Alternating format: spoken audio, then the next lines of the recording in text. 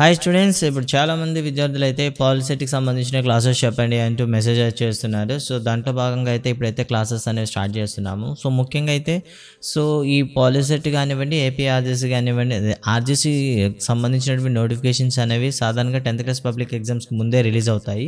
So దాంట్లో భాగంగా తెలంగాణలో అయితే ఆల్రెడీ తెలంగాణ పాలిసెట్కి సంబంధించినటువంటి నోటిఫికేషన్ అయితే ఆల్రెడీ రిలీజ్ అయింది అండ్ ఎగ్జామ్స్ డేట్స్ కూడా ఇచ్చేసారు. సో ఎగ్జామ్ డేట్ అయితే వాళ్ళకి 12th June 2021 అయితే ఆల్రెడీ అనౌన్స్ చేశారు అండ్ ఏపీలో అయితే ఇంతవరకు ఎటువంటి నోటిఫికేషన్ అయితే రాలేదు.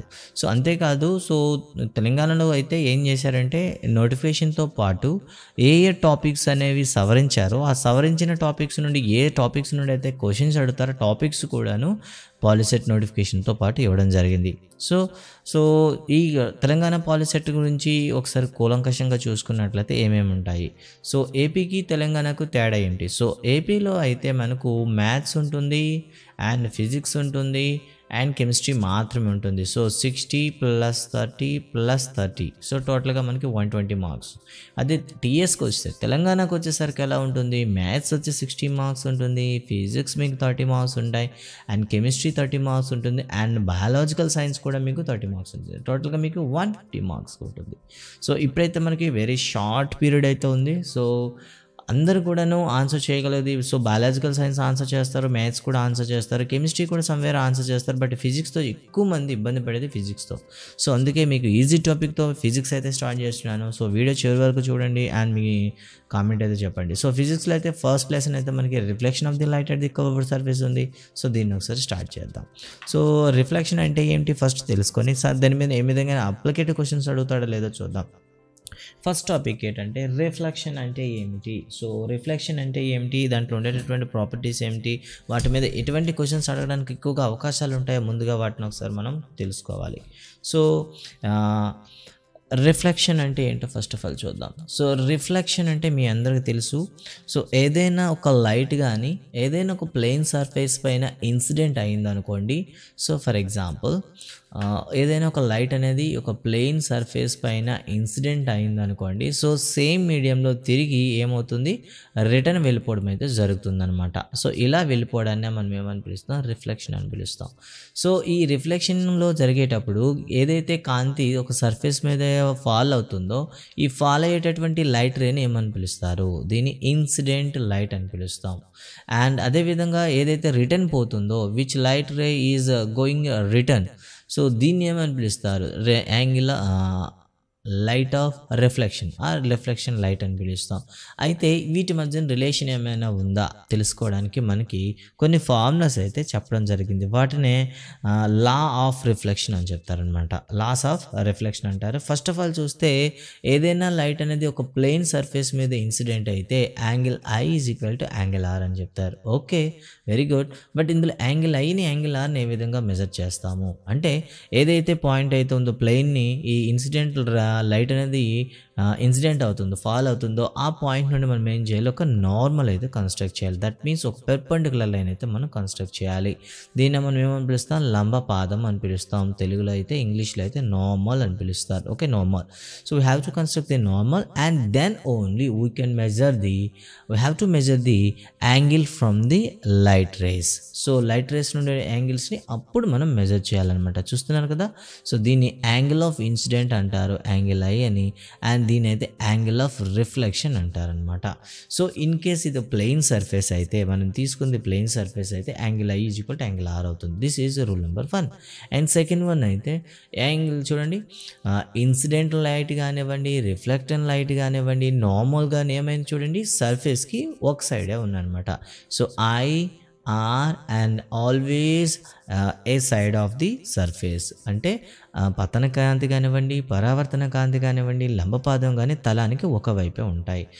సో ఈజీ సార్, దీనికి ఎందుకు ఇంత ఇంపార్టెన్స్ ఇస్తున్నారు, ఏమైనా ప్రాబ్లమ్స్ ఏమైనా రావడానికి ఛాన్సెస్ ఉంటాయి. ఎస్, ష్యూర్గా గతంలో ఒక క్వశ్చన్ అయితే అడిగాడు, దానికోసమే మీకు ఈ చిన్న టాపిక్ అయినా సరే ఎంత ఇంట్రెస్ట్గా పెట్టి చెప్పడం జరుగుతుంది. సో ఎలాంటి క్వశ్చన్ అడిగాడు ఒకసారి చూద్దాం.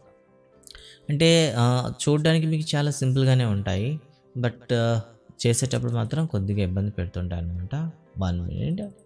సో ఫస్ట్ ఆఫ్ ఆల్ అయితే సో ఇక్కడ మనం చూద్దాం ఒకసారి.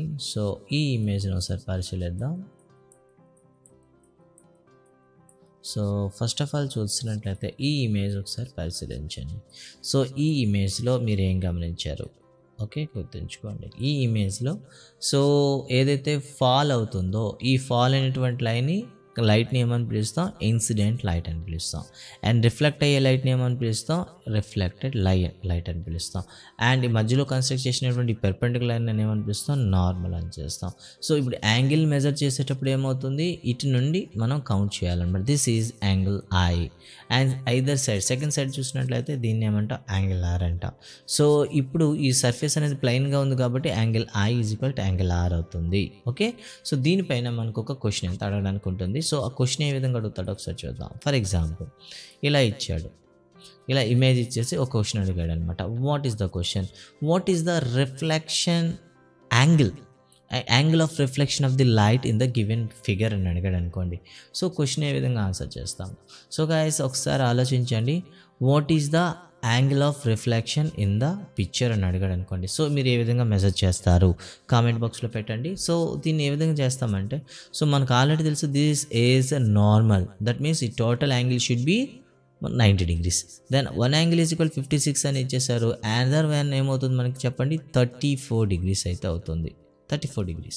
సో ఆటోమేటిక్గా angle I is equal 34 degrees అయితే యాంగిల్ ఆర్ ఈజ్ ఈక్వల్ ఏమవుతుంది? 34 degrees అవుతుంది అనమాట. సో ఈ విధంగా మనకి angle R is equal to dash అనే క్వశ్చన్ అడుగుతాడు అనమాట. సో సింపుల్లీ 34 degrees అనమాట. సో దీనిపైన ఇంకా మనం అప్లికేట్ చేయగా మరొక క్వశ్చన్ అడగచ్చు. మరొక క్వశ్చన్ అయితే అడుగుతాను చూడండి. సో ఇలా ఇమేజ్ ఇచ్చేసి ఏమని చెప్తాడు చూద్దాం. ఈ క్వశ్చన్ ఏమి ఇచ్చాడంటే angle XON is equal to 90 degrees and angle XOB is equal to 140 degrees. Okay, and then so మీకు ఆల్రెడీ వచ్చేసింది కదా. Then what is the value of incident angle I is equal to dash అని అడిగాడండి question. So ఇక్కడ చూడండి ఒకసారి, angle I is equal to అడిగాడు. So మనకు తెలిసిన అప్లికేషన్ వాడండి. సో ఆన్సర్ మీరు ఒకసారి కామెంట్ పెట్టి చెప్పండి. సో క్వశ్చన్ ఏంటి ఇచ్చాడు? Angle I is equal dash.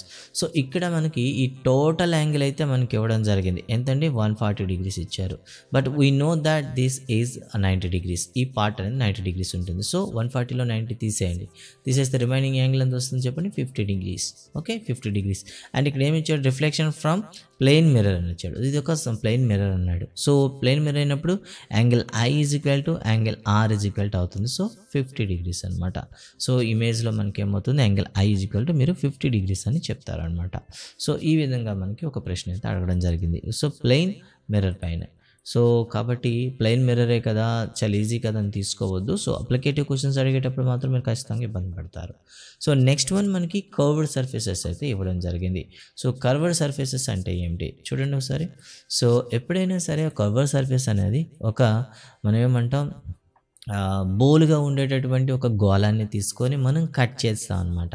So ఇక్కడ చూడండి, ఇక్కడ ఆ రిఫ్లెక్షన్ సర్ఫేస్ అనేది ఒకవేళ ఇన్సైడ్ చూడండి ఒకసారి, ఇన్సైడ్ అవుట్ సైడ్ ఉంది ఒకసారి చూడండి.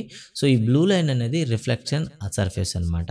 ఇప్పుడు చూడండి, రిఫ్లెక్షన్ సర్ఫేస్ అనేది మనకి అవుట్ సైడ్ ఉంది. రిఫ్లెక్షన్ సర్ఫేస్ అనేది ఎటు సైడ్ ఉంది? అవుట్ సైడ్ ఉంది. సో అవుట్ సైడ్ కానీ రిఫ్లెక్టివ్ సర్ఫేస్ ఉంటే దాన్ని కాన్వెక్స్ మిర్రర్ అంటారు. కుంభాకార దర్పణం అని పిలుస్తాం అనమాట. ఓకే, దర్పణం. ఒకవేళ రిఫ్లెక్టెడ్ సర్ఫేస్ అనమాట, పరావర్తన తలం కానీ లోపల వైపు ఉందనుకోండి, ఇలా ఉంటే దాన్ని పుటాకార దర్పణం అని పిలుస్తాం అనమాట. పుటాకార దర్పణం, దీన్ని కాన్కేవ్ మిర్రర్ అని పిలుస్తాం. So concave mirror means reflected surface area should be inside, అంటే పరావర్తన తలం అనేది లోపల వైపు ఉంటుంది. అలా కాకుండా కాన్వెక్స్ తీసుకుంటే ద రిఫ్లెక్టెడ్ సర్ఫేస్ అనేది మనకి ఏముంటుంది? బయట వైపు ఉంటుంది. సో ఉబ్బెత్తుగా ఉంటుంది అనమాట. సో ఈ విధంగా మనం చెప్తాం. సో దీన్ని ఇంకా మనం చెప్పుకోవాలనుకుంటే సో కొన్ని మిర్రర్స్ అయితే మీకు తీసుకురావడం జరిగింది చూడండి ఒకసారి. సో అవుట్ సైడ్ సర్ఫేస్ ఉంది దీనికి. సో చూసారా, దీనికి అవుట్ సైడ్ సర్ఫేస్ ఉంది కాబట్టి దీన్ని ఏమని పిలుస్తాం? కాన్వెక్స్ మిర్రర్ అని పిలుస్తాం. సో కాన్వెక్స్ మిర్రర్స్ అనేవి ఎలా ఉంటాయి? డైవర్జింగ్ మిర్రర్స్ అని పిలుస్తాం. ఇన్ కేస్ ఈ రిఫ్లెక్టెడ్ సర్ఫేస్ అనేది ఇన్సైడ్ ఉందనుకోండి, దాన్ని ఏమని పిలుస్తాం? కాన్కేవ్ మిర్రర్ అని పిలుస్తాం. సో సాధారణంగా కాన్వెక్టివ్ మిర్రర్స్ మనం ఏమంటాం? కన్వర్జింగ్ మిర్రర్స్ అంటాం. సో తెలుగు మీడియం వాళ్ళు ఎవరైనా ఉంటే కాన్కేవ్ పుటాకార దర్పణాలని కేంద్రీకరణ దర్పణాలు అని పిలుస్తారనమాట. కేంద్రీకరణ దర్పణాలు అంటారు. అదే కుంభాకార దర్పణాలని వికేంద్రీకరణ దర్పణాలు అంటారనమాట. వికేంద్రీకరణ దర్పణాలు అని పిలుస్తారు. దీన్ని డైవర్జింగ్ అని పిలుస్తారు అనమాట. సో ఈ ఐడియా అనేది మీకు ఉండాలి.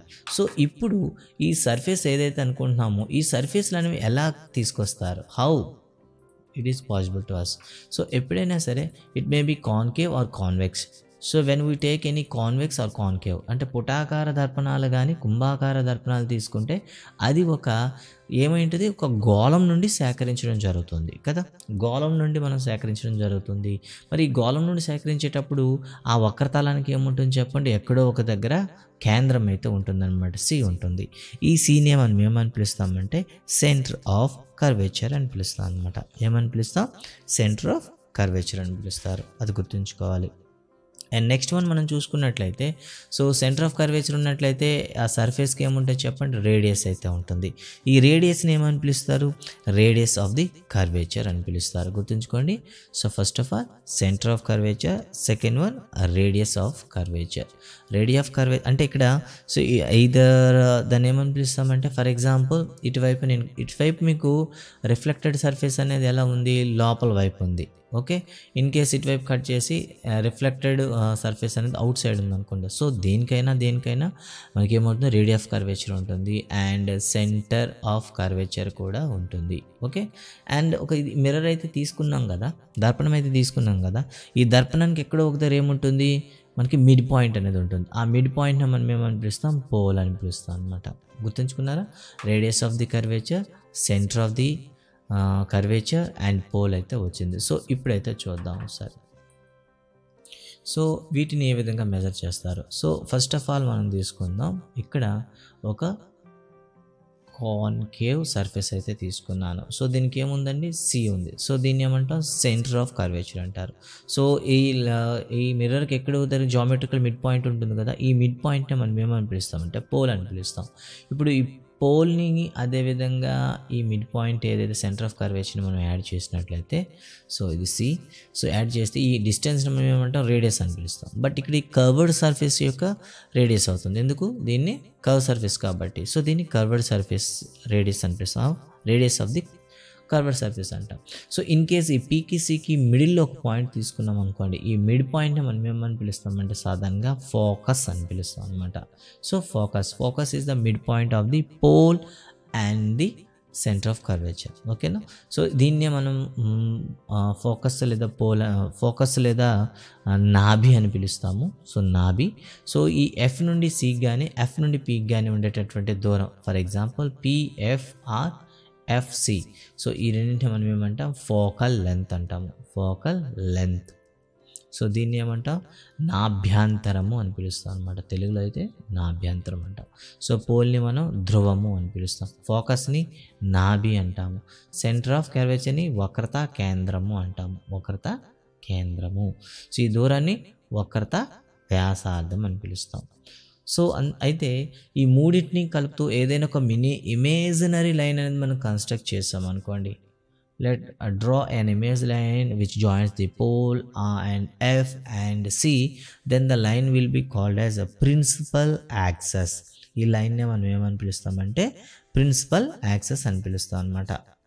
ఓకే, సో దీన్నే ప్రధానాక్షం అంటాం తెలుగులో అయితే, ఇంగ్లీష్లో అయితే ప్రిన్సిపల్ యాక్సెస్ అంటాం, ప్రధానాక్షము. సో ఈ బేసిక్స్ పైన ఐడియా ఉంటేనే సో మనం నెక్స్ట్ చేయబోయే ప్రాబ్లమ్స్ పైన మనకి చాలా ఈజీగా ఉంటుంది. సో గైస్ ఇది అయితే మొదటి క్లాసు. సో ఈరోజు మనం ఏమేమి చెప్పుకున్నాం ఒకసారి చూద్దాం. సో మీకు ఇచ్చిన సిలబస్లో ఏమేమి చెప్పుకున్నాము ఒకసారి చూద్దాం. సో సిలబస్లో ఇచ్చిన అంశాల్లో ఫస్ట్ ఏం చెప్పుకున్నాం, ఇంట్రడక్షన్ అయితే చెప్పుకున్నాం. అండ్ స్పెరికల్ మిర్రర్ అంటే ఏమిటి, కాన్వెక్స్ అంటే ఏమి, కాన్కేవ్ అంటే ఏమి, పోల్ అంటే ఏమి, ఫోకస్ అంటే ఏమిటి, సెంటర్ ఆఫ్ కర్వేచర్ అంటే, and radius of the curvature and focal length అయితే చెప్పుకున్నాము. అండ్ ప్రిన్సిపల్ యాక్సెస్ కూడా చెప్పుకున్నాము. సో ఈ బేసిక్ కీవర్డ్స్ అయితే చెప్పాము. And normal to the covered surface గురించి అయితే చెప్పుకోలేదు. సో రేపటి వీడియోలో దీని గురించి చెప్తాను.